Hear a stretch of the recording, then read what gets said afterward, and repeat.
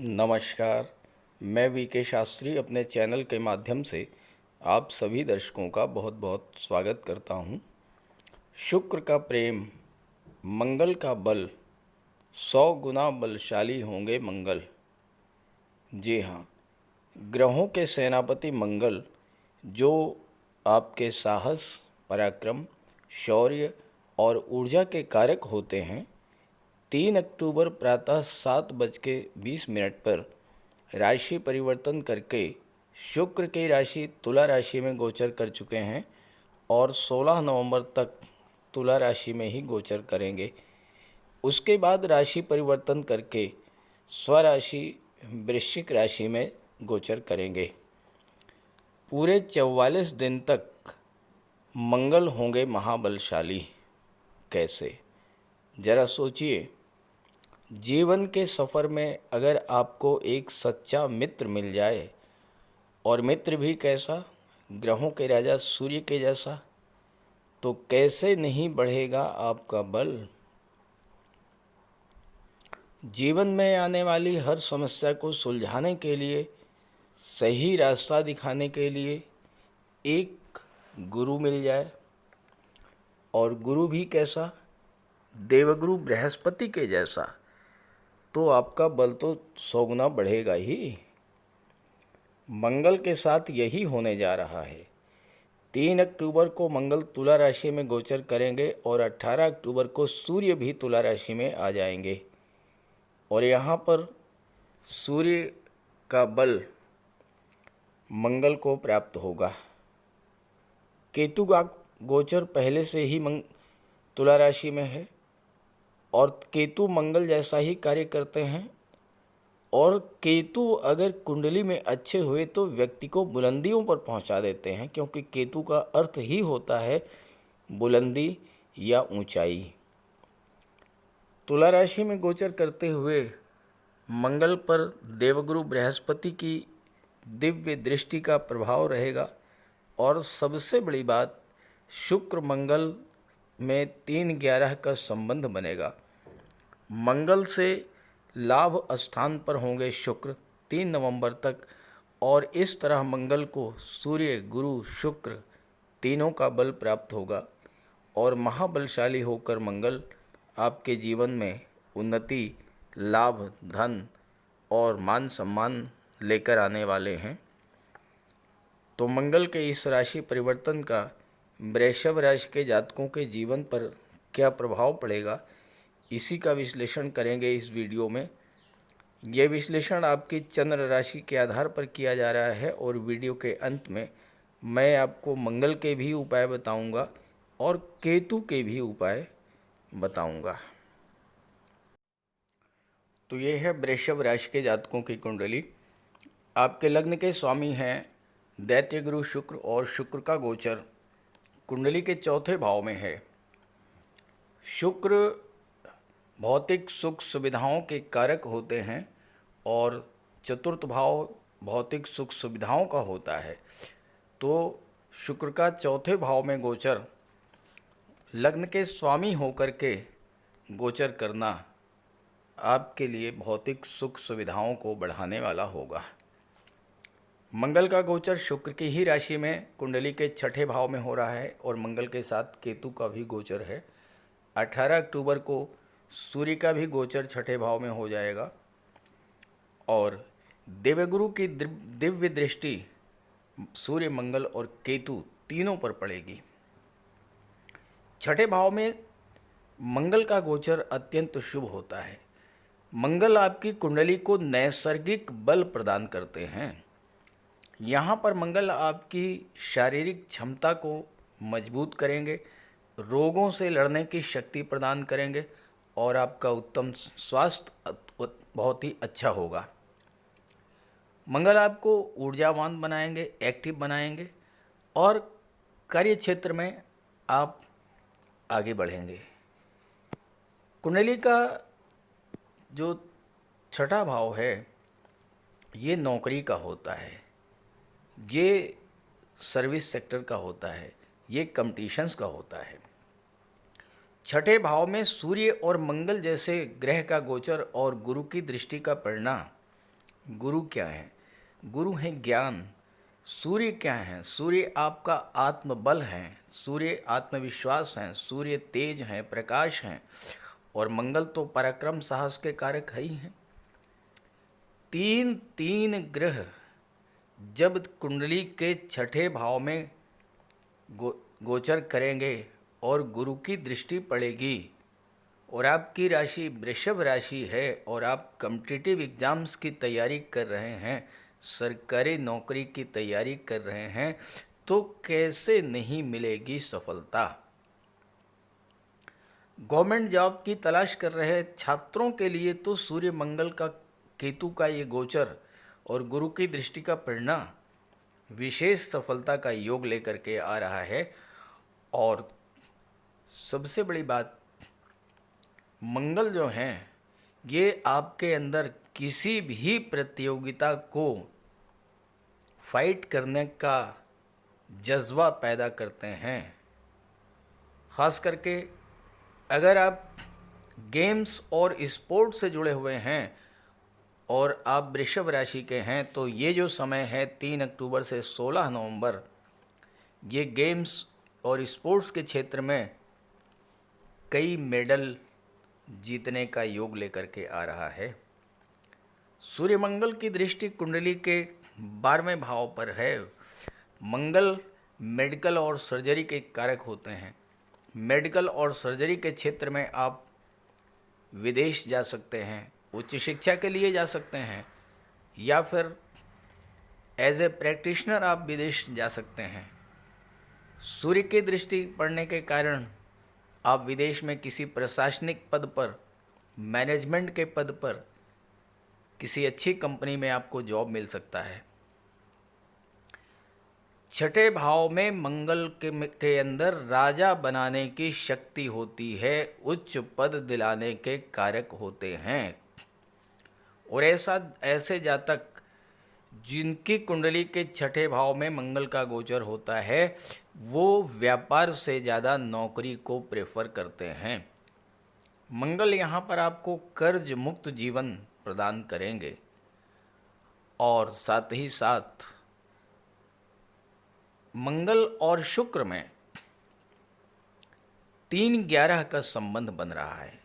आप मंगल से काउंट कीजिए, 1 2 3 4 5 6 7 8 9 10 11। मंगल से 11वें स्थान पर शुक्र है। 11वां स्थान लाभ का स्थान। तो लाभ किस चीज़ का? मंगल से संबंधित वस्तुओं का लाभ। मंगल भूमि के कारक होते हैं, प्रॉपर्टी के कारक होते हैं, तो भूमि प्रॉपर्टी का आपको लाभ मिलेगा इस समय। मंगल विदेश भाव पर दृष्टि डाल रहे हैं, आप विदेश में रह रहे हैं, विदेश में भी आपको प्रॉपर्टी भूमि खरीदने का योग बनेगा। और 12वां भाव धर्म अध्यात्म मोक्ष का होता है। यहाँ पर केतु बैठे हुए हैं छठे भाव में, केतु और गुरु का दृष्टि संबंध बन रहा है। केतु भी धर्म अध्यात्म और मोक्ष के कारक होते हैं। ऐसे में ये जो समय है आपके लिए, आपका मन स्वतः धर्म अध्यात्म की ओर झुकेगा, ईश्वर में आस्था बढ़ेगी। और जितना अधिक आप धर्म अध्यात्म से जुड़ेंगे, जितना अधिक आप ईश्वर में आस्था रखेंगे, उतना ही अधिक आपको लाभ मिलेगा इस गोचर काल का।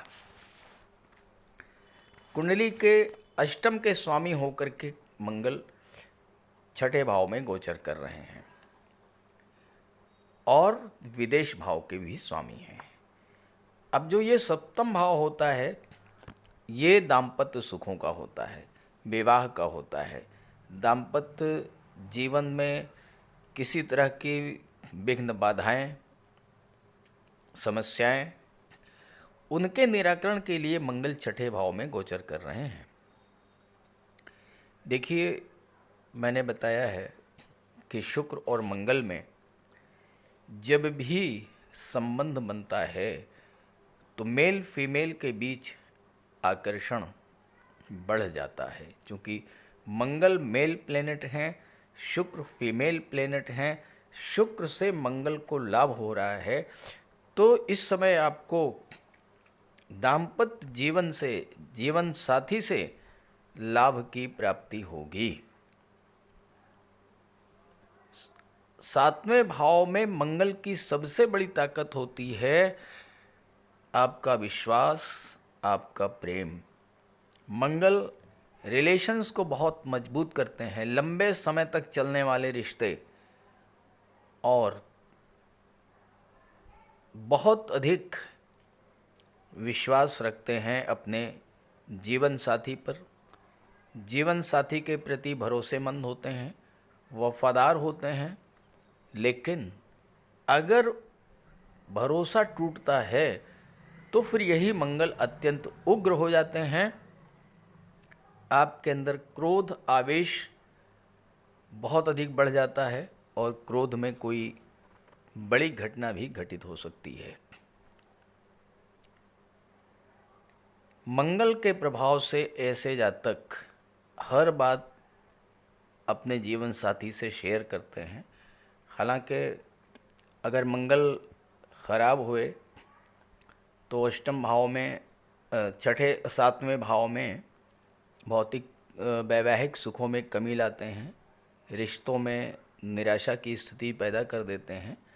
लेकिन यहाँ पर मंगल शुक्र के प्रभाव में है, इसलिए रिलेशंस बहुत अच्छे होंगे और आप अपनी हर बात को अपने जीवन साथी से शेयर भी करेंगे। लव रिलेशंस अगर हैं तो विवाह में परिणित होने का योग बनेगा। विवाह के बाद आपको लाभ होगा, जीवन साथी से आपको लाभ होगा। और सप्तम भाव चूंकि व्यापार का होता है और व्यापार का संबंध विदेश से बन रहा है, तो इस समय आपको व्यापार में बहुत अच्छी सफलता मिलेगी। खास करके अगर आप ऑटोमोबाइल्स का व्यापार करते हैं, रियल इस्टेट से जुड़े हैं, इंजीनियरिंग के क्षेत्र से जुड़े हैं, सिविल या मैकेनिकल इंजीनियर हैं, या आईटी सेक्टर से संबंधित व्यापार व्यवसाय कर रहे हैं, तो वहाँ पर आपको अच्छी सफलता मिलेगी।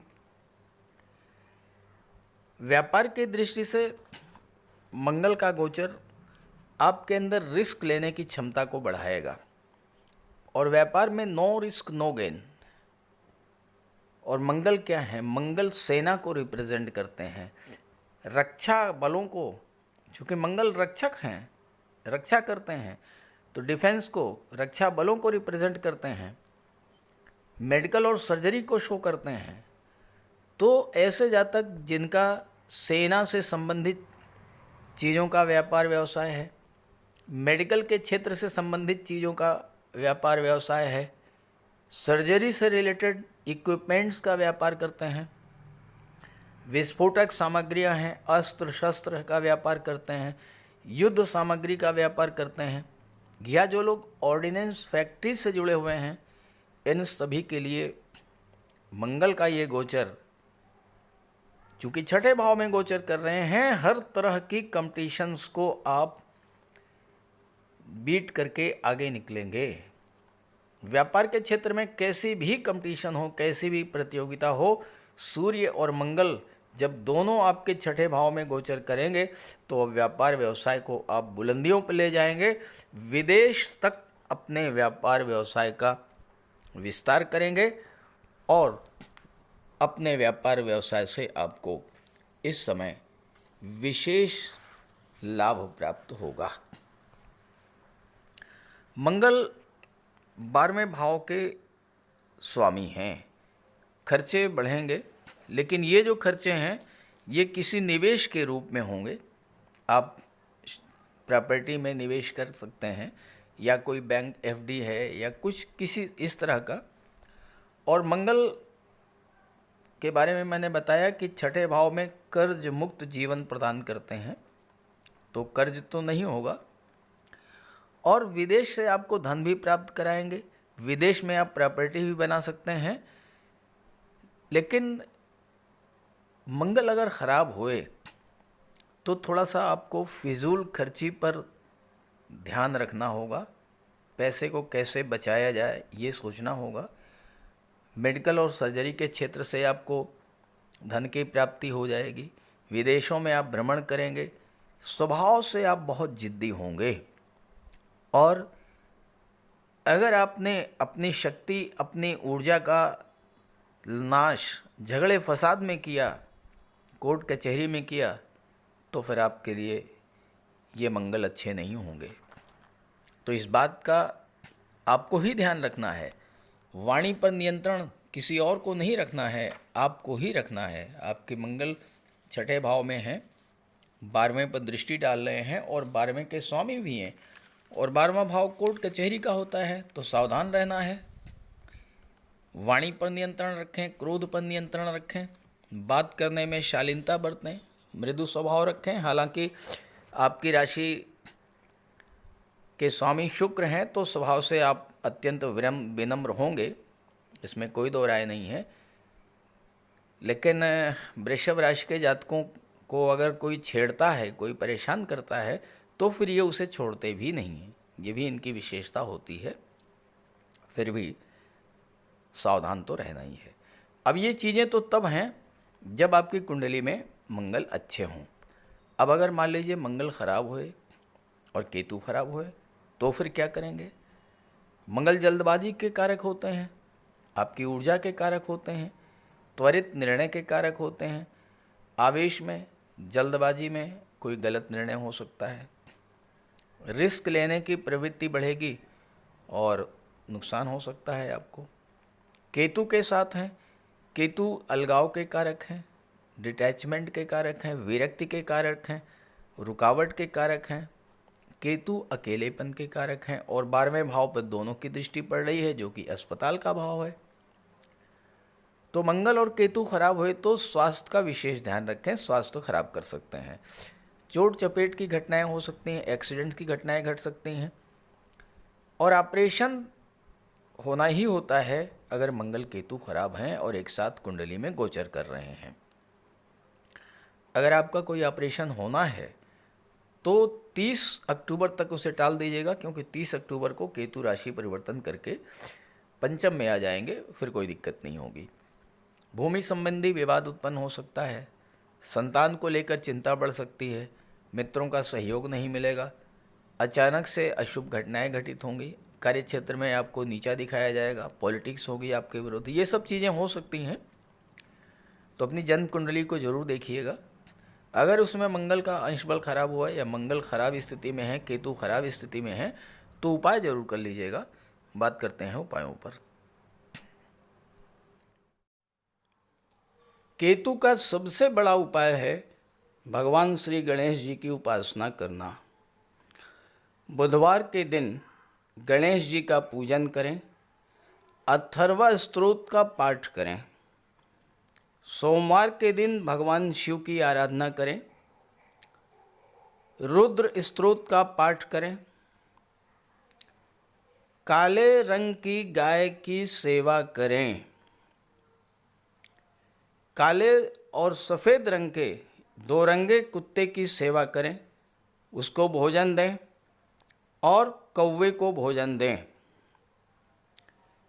केतु का सिर नहीं है, अंग भंग है, तो आप जो भी कोई दिव्यांग हो, असहाय हो, अपाहिज हो, उसकी सेवा करें। भूल करके भी ऐसे व्यक्ति का अपमान न करें। कंबल, छाता, काली उड़द, गर्म कपड़े, कस्तूरी और लहसुनिया, इन चीज़ों का दान आप कर सकते हैं। ओम कें केतवे नमः, इसका जाप करें 5 माला या 8 माला।